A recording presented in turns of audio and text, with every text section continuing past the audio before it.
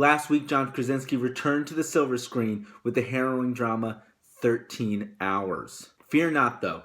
This is not a movie about the average wait time at the DMV. There's 58 people in here and one line open.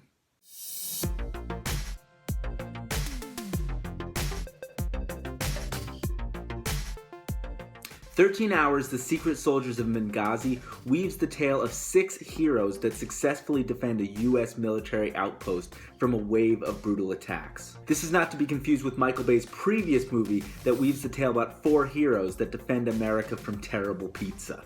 No one was saved from watching that movie.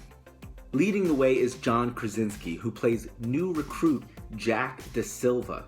In order to accurately portray the part, Krasinski got into killer shape. After hearing this, I decided to get into killer shape for after preview review. Now, I've only started a couple days ago, but I am starting to see some immediate results. Now, Krasinski's performance was nothing less than stellar. But his performance wasn't enough to distract me from some odd casting choices. For example, the entire military team is run by Gail Bedecker from Breaking Bad.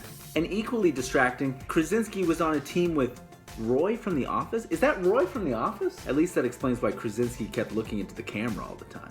Despite being plagued by mixed reviews, the film is also being used as political fodder for the upcoming election. Republican hopeful Marco Rubio even went as far as to say that Hillary Clinton is disqualified from being president. Just watch 13 Hours. However, Rubio is not a stranger to advocating actions like these, or anything else that keeps voters' eyes off the polls. And of course, the subject matter of this film was the birth of Hillary Clinton's famous email scandal, where she deleted over 32,000 emails from a private server. However, in her defense, about 30,000 of those were from Groupon.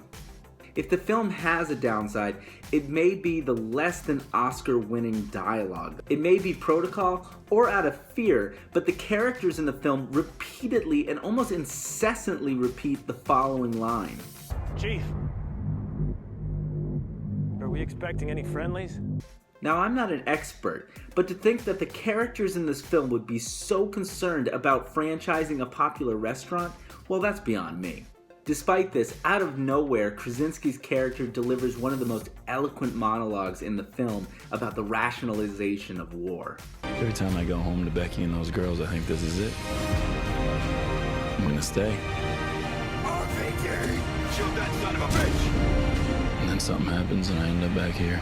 And he's not alone. I feel the same way after entering my local Chinese buffet. Just when I thought I was out, they pulled me back in.